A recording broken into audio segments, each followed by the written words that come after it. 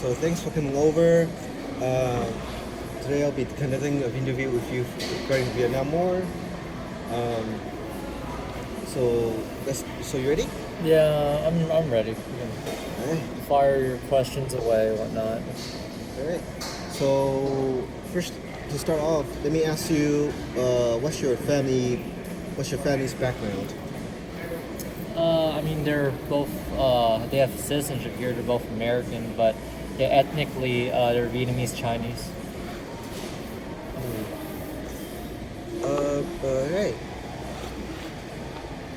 Cool. Cool. That's nice. Just a question out of curiosity. So you said your parents are ethnic Chinese from Vietnam, right? Yes. Cool. So can they speak both Chinese and Vietnamese? Because my coworker and her friend, they can speak both Cantonese and Vietnamese. Yeah, my parents can speak both Vietnamese and Chinese. Oh, nice. That's really nice. It's always nice to be bilingual or trilingual at this scenario. Um, have your family discussed? Have you ever discussed the history of your family with your parents? Yeah, we've definitely discussed it, especially a lot when I was growing up. Yeah. Um, so how old were you when you and your family came to America? I was born here. You mean when did they leave Vietnam?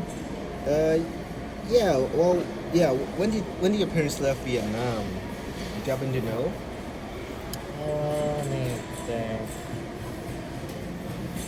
Can't really remember, but they around the 1970s, 1978, I believe, and they got because they were here in America at 1983 from Hong Kong, but yeah, I think they left Vietnam in 1978 to go to Hong Kong, and they left Hong Kong in 1983 to come here.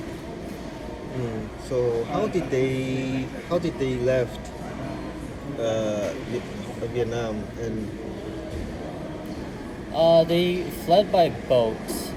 My dad, he knew a guy from his neighbor who owned a fishing boat, so they paid a little bit of gold to buy his way to Hong Kong. They left at night sometime in 1978, and it was pretty crowded. There was about 300 people on the boat. 300 people? That's kind of crowded, isn't it? Yeah. So we talked about that they went to Hong Kong. Is there a specific reason that they went to Hong Kong? Well, because at the time, Hong Kong was it was owned by Britain, and again, like I mentioned before, my parents were they spoke Chinese and Vietnamese, so they wanted somewhere like China. They didn't want to go to China because China was communist, just like how the Vietnamese party was at the time. But they did want some familiarity, so Hong Kong seemed to be kind of the best of both worlds. It wasn't communist at the time, and they knew how to speak Chinese, so they could at least make their way in there somewhat. Yeah, it's familiar with Hong Kong and Vietnam because Hong Kong was colonized by the Brits, and then Vietnam was colonized by French and Japs. So I see some familiarity right there. Yeah. Um, so yeah, your parents. Yeah. So you said your parents left by boat, right, at night. Yes, that's correct. So how so what were the experiences at sea? So they spent about 4 days on sea. It was pretty bad because again, like I mentioned, there was about 300 people. My parents both told me they remembered that there wasn't enough food and water for everyone. Just again, they were just trying to pack in as many people as they could to leave Vietnam. They were pretty hungry and dehydrated because again they were there for like 4 days by the time they arrived to Hong Kong. 4 days at sea without food and water. I mean, they That's- had some, but it was just, definitely not enough. Right, right. I remember in class we talked about like there's this one boat that went to Philippines that that there's not enough there's no food and water at all. That they spent a month at the sea and they met up with U.S. military U.S. military U.S. military boat in U.S. Navy's boat and they happen not to that the U.S. Navy didn't pick them up, so they have to practice cannibalism. So the parents were somewhat of the lucky ones. Yeah, I would agree. I mean, at least no one had to eat nobody. Right. Uh,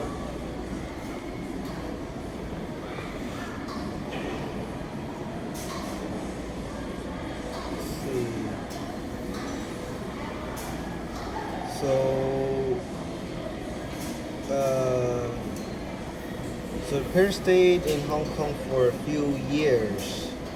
Uh, how come they didn't choose to stay in Hong Kong? Well, again, because they fled Vietnam because they didn't really like the Communist Party and communism and whatnot. And then they were in Hong Kong because it was under British rule at the time. But they were kind of afraid that China would take it back and take control, and then that the Viet Cong could get them if China took over there because they're both communists. So we had a friend in America who was willing to sponsor my dad and my mom, and then so they left Hong Kong like in 1983 with that sponsorship. So they came to America through sponsorship, pretty much. Yes. Yeah. I'm not sure, but I think that was around the time the whole brain drain kind of thing was going on.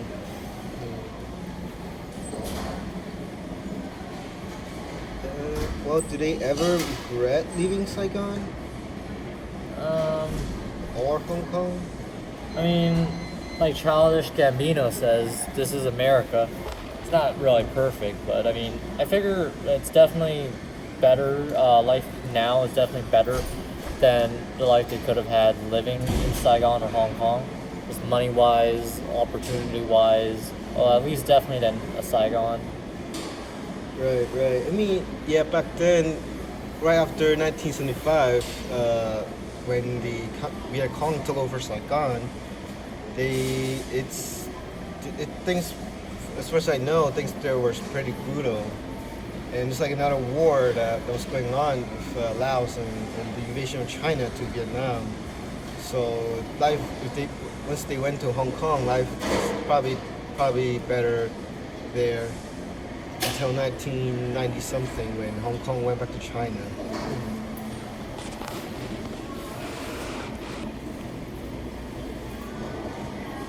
So I kind of see where your parents' point is coming from. Yeah.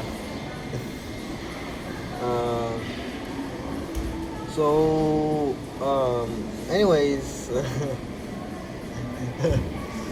how did your parents manage to survive these years without any other support from family or anybody I in mean, general?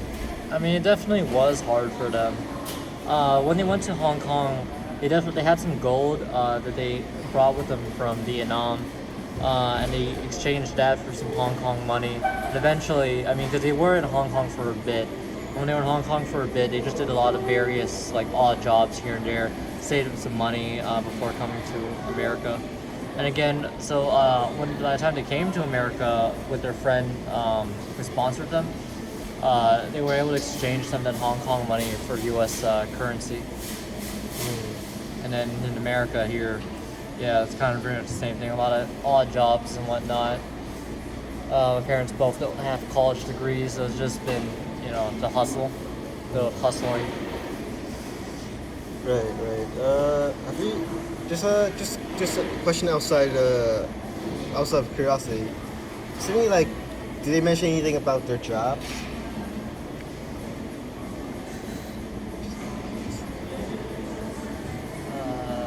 mean their jobs in the past or their jobs now?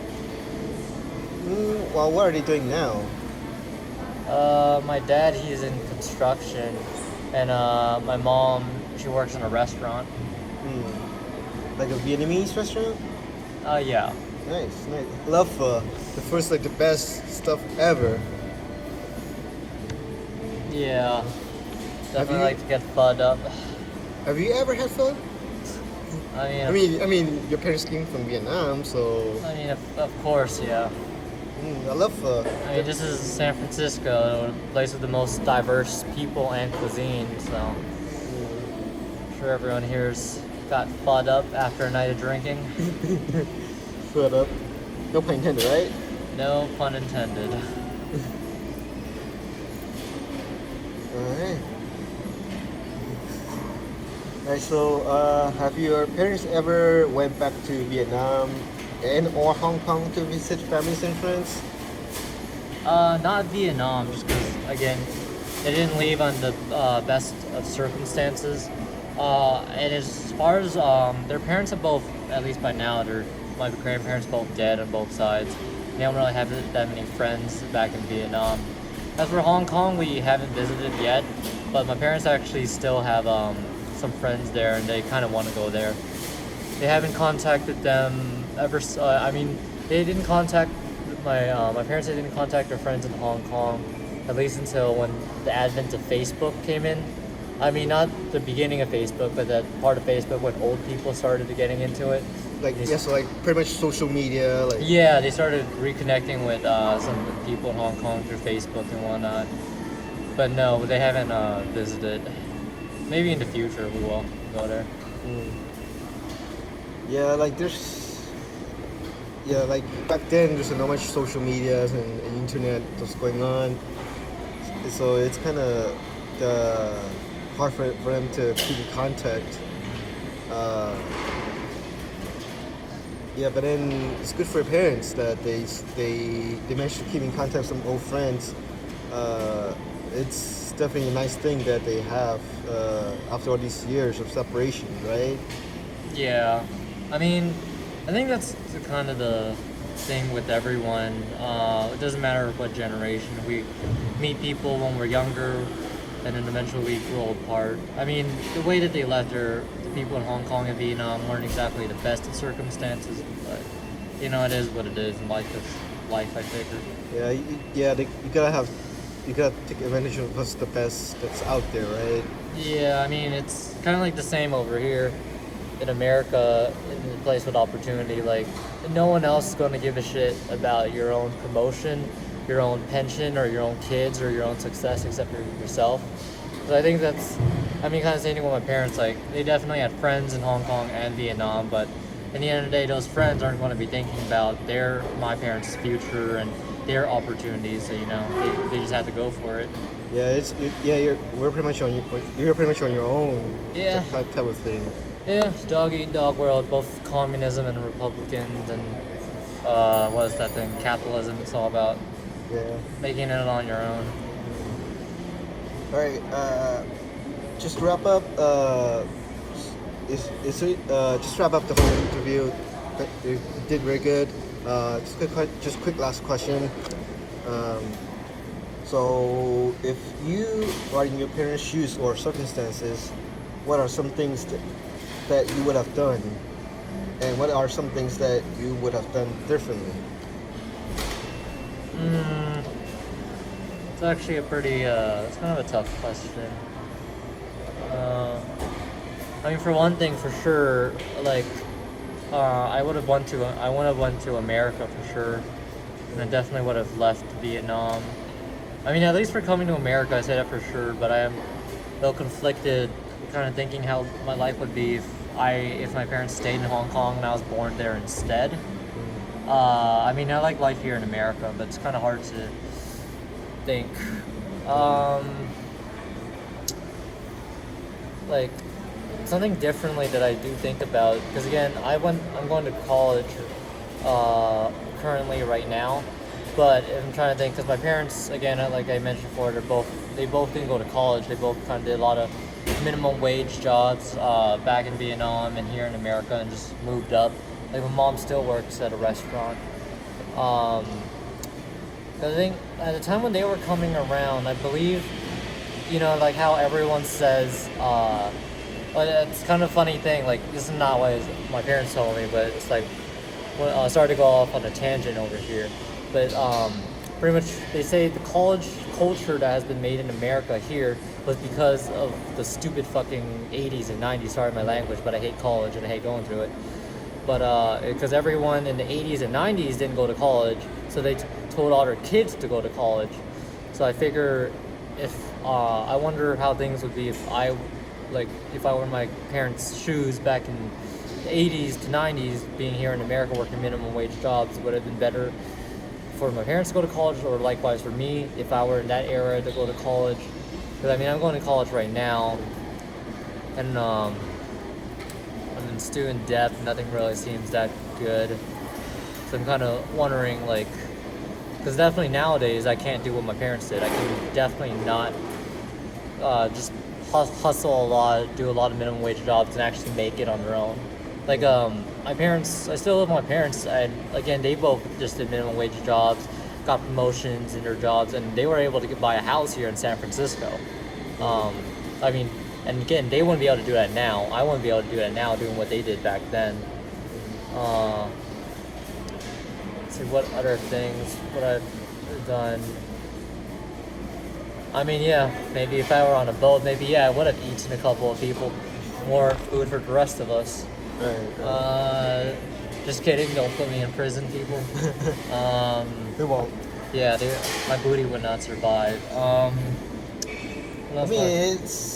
When you're in sea and you have no other option, then that's the last resort that you have to. That's cannibalism is the last resort that you can have. Yeah. Let's see, other things I would have done differently or same. Differently for sure. If I were in their shoes, I think I would have probably went to Hong Kong to visit. Like, instead of nowadays while they're talking about it, I probably would have done that sooner. Now my parents are all old and wrinkly, and vacation's not the best when you're super old and having arthritis and all that. Let's see, other things that I think that it did. I mean, I wholeheartedly agree with my parents' decision to flee Vietnam. I would have done exactly the same. Yeah, well, for me, I probably would leave Vietnam too. Given the circumstance that they have on the fear that on what the communists would do to them, the consequences that they will have to face if they stay in Vietnam. Take the Communist Chinese Party right now. If they could just throw people in prison just because they have disagreement with the Chinese Communist Party, then probably the same back then. Yeah. And if I was there, I probably it's probably the best choice for me to leave on the fear that the Communist Party would execute me or something. Yeah. I mean, I agree with that. Yeah. I mean, sorry, I didn't mean to cut you off. Because again, I really, like I said, living in America is not really the best.